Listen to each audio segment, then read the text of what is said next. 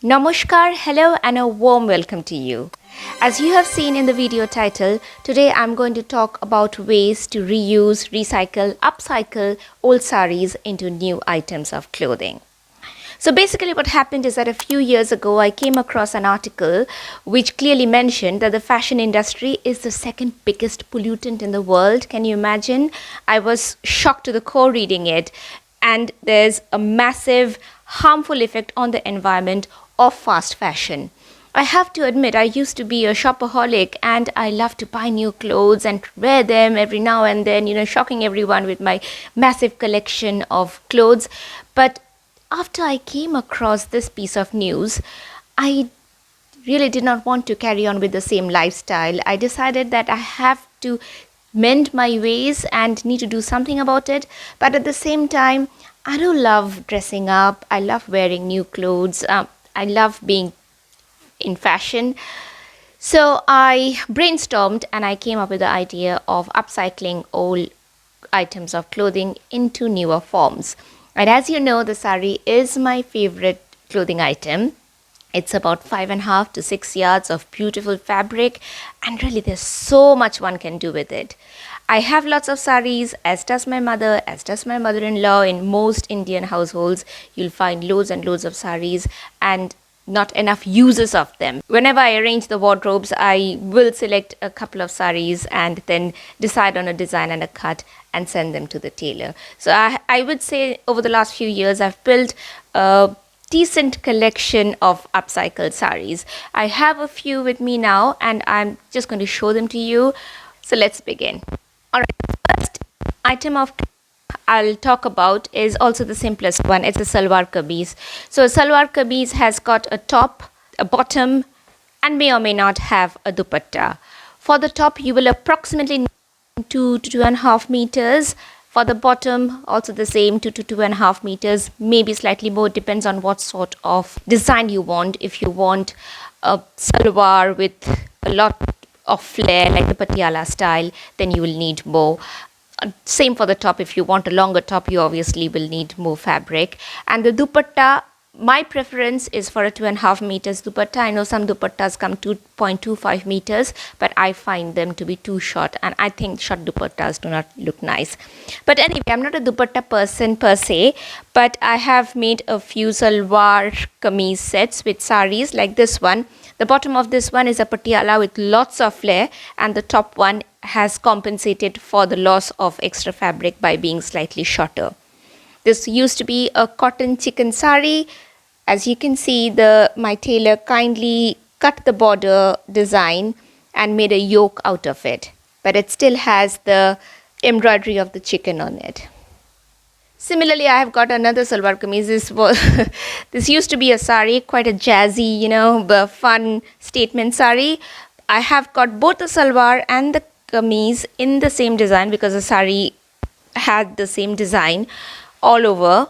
But to be fair, as you can see, this is quite an eye-catching print, and wearing the same print both in the top and the bottom can be a bit jarring. So I usually don't wear them together. I would pair the bottom with a white top, and I have in the past paired the top with a pair of jeans. It looks really cool. This used to be a crepe saree. It clings quite nicely to the body. But anyway, this also used to be my mom's saree, and I made this beautiful dress out of it. There was extra fabric, of course there will be, so I asked the tailor to make a very simple top. So it depends on what kind of items you are making, because most of the times you will not need all the yardage that's available in a saree. In that case, you can make extra bits out of them, like a short top, a sari blouse, or maybe even a pocket square for your loved one. I have done that. A few of Vikram's pocket squares are in fact made out of leftover fabric after upcycling sarees. Then there was this one. This was also one of my mother's old silk sarees, and I made a alternate dress out of this. Now obviously I had lots more fabric left, so there was also a kurti that I made, a tunic, but I can't seem to find it. It might be in India. Anyway, but you get my point. The next one I'm going to show is a very special item, and this used to be my own sari. So I had this beautiful pink silk sari, a very simple pink silk sari, and before I moved to UK I went to my tailor and I asked them to make a gown out of it. This is beautiful. This looks so plush. The first time I wore it, I was in Paris. Vikram and I went on a date night. We went to Moulin Rouge to watch the cabaret, of course. And you can imagine how special this is, because in a cabaret, people were looking at me and not at the dancers. And I had so many questions asked about where I got this dress from. And even when we were in Paris metro or walking down the banks of the river that evening, Paris, the capital of fashion, everyone in Paris, every Parisian is fashionable. And if you manage to grab eyeballs there, and if you have French people coming up to you and asking where you got your dress from, that is saying something. So this one is very special. It also has lovely memories with it. Then there is this dress, which also used to be my sari. This was a Kanjivaram sari, in fact, a wedding gift from a very close friend. I have lots of Kanjivarams. I think I had mentioned in one of my videos. I wanted one of them to be more wearable because, yes, I love saris, but let's be frank, I don't get as many opportunities to wear saris. Whereas if it's a Western kind of a clothing item like a dress, a top or skirt, I will be more likely to wear them. So I decided to convert one of the Kanjivarams to a dress, and this is it. It still has plenty of Indianness in it, and this is what I like. So it is Indian, but the dress itself makes it Western. It's a maxi dress cut. So this is the Indo-Western style that a lot of us are preferring nowadays. This has turned out to be quite a beautiful little piece. The final piece for today may just be the best. This one used to be my mother-in-law's sari, a beautiful green Tanchoi Banarasi. Now you know that in any Bengali household, a Banarasi is sacred, it is precious, it is super special. And for any Bengali girl to experiment with a Banarasi sari is a bit adventurous. But what I wanted really was a coat, a very long overcoat. I'm a tropical girl, I'm intolerant to cold. Almost all the overcoats that are available in the market stop short at the knee or at the calf maximum, but my legs feel so cold. I mean, even if when I'm wearing boots. So I wanted something that would cover me from top to bottom. But I couldn't find anything in the market. So I thought, okay, let's get something tailored. And I wanted to do it with a brocade kind of a fabric. In my head, a brocade long overcoat with slight fit at the waist and a very slight flare at the bottom would look so beautiful. So I looked at my wardrobe and I thought, why not try it with one of my Banarasis, my wedding reception Banarasi. But that one is a very heavy sari. It probably weighs 10 kilos. And I just thought that the overcoat will become too heavy. And you know how it is. We wear overcoat when we are outside. When we are indoors, we remove the overcoat and carry it in our hands. And that just is going to make things a little inconvenient and impractical too. So I asked my mom-in-law if she had anything in her kitty. And she obviously has loads of saris. Unlike me, she doesn't like to dress up. So she was very happy to part with this sari, even though this is a very beautiful sari and it was very special for her too. But thankfully, she has enough faith in me and to trust me with one of her favorite pieces. I wanted to get that tailored in India because everything else that you see here are tailored in India. It's easier for me to explain to them. It's also much cheaper. And I have a tailor who has been working for me for eons. So it just makes things easier for me. However, for any kind of coat or suit tailoring, you need to give the tailor a few weeks, and also you need to visit the tailor 1 or 2 times for trials to make sure that it's coming out nicely, to make sure that the measurements are proper. and obviously it's not possible for me to spend that many number of weeks in India for the whole process to finish. So I brought the sari over to London, and this is the only one that I got tailored in London. It cost me a fortune, honestly, but it has turned out great, thankfully.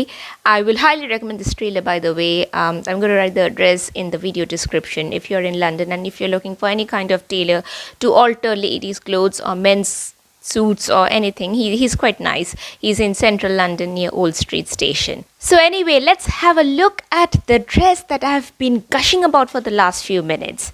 So this is my beautiful full length overcoat, which is fitted at the waist, flared at the bottom, and is made of Tanchoi Banarasi fabric. Isn't it gorgeous? It has got generous size pockets because that's one of the beauties of customizing your clothes. You can, select what you want, and it always irks me that women's clothes never seem to have pockets, or even if when they do, they are tiny in size. Come on, we also have got big smartphones and other bits and bobs to carry.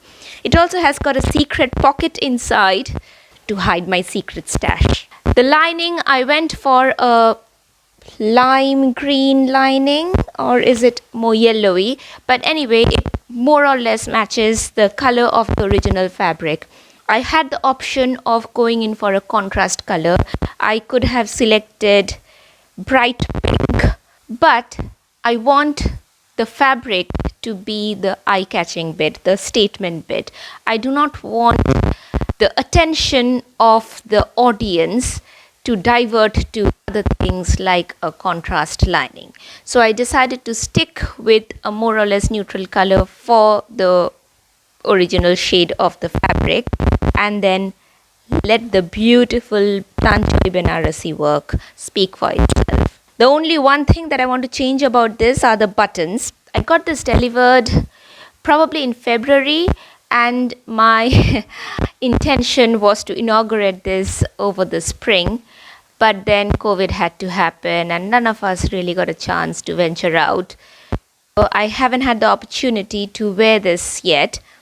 I'm very looking forward to it, but I would perhaps try and get nice royal metallic buttons or earthy wooden buttons and get the tailor to fix them. Isn't it beautiful? I absolutely love this. So I've talked about pretty much all the kinds of things that I've done with old sarees. The only one thing that I haven't mentioned is that almost all my dance costumes were also sarees once upon a time. So if you are into dancing, that's one of the uses of your old sarees. Alright, so now the big question. Why should we bother to upcycle sarees into new clothes instead of letting them be and investing in new clothes, ready-made clothes instead? Well, as I mentioned, a very important reason is to be kinder to the world, to save the environment. Number 2 reason is, let's be frank, most of us do not wear sarees every day, and most of our sarees really stay stacked up in our wardrobe. If you make it into Western clothes, you're more likely to get more uses out of it. Even though I love sarees, I have to admit that this point is true. The third reason is also very important to people like us. Most of us love to wear new clothes, and when we shop from fashion companies, we run the risk of wearing same clothes as millions of others, or maybe thousands of others, or hundreds of others. But with this, that's never going to happen. I know that there won't be anyone on earth who's going to own these salwar suits or those dresses or that top or that coat. There will not be anyone. I mean, I'll be very surprised if there is, if I find someone wearing any of the exact clothes that I have here in this rack. So that gives me the opportunity to be really unique in my fashion expression.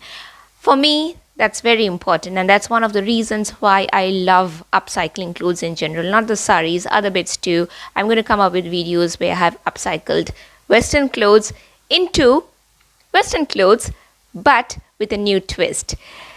Let me know how you like this, and if you have any suggestion for me, if you have any bright ideas to do with sarees, let them know, because I like these sorts of experiments and I always keep looking out for new ideas. And if you want me to do any kind of video, also please do drop me a line. My Instagram handle is right here. Please do subscribe to my channel. Please like this video if you have enjoyed. You know the drill. Take care of yourself. Bye.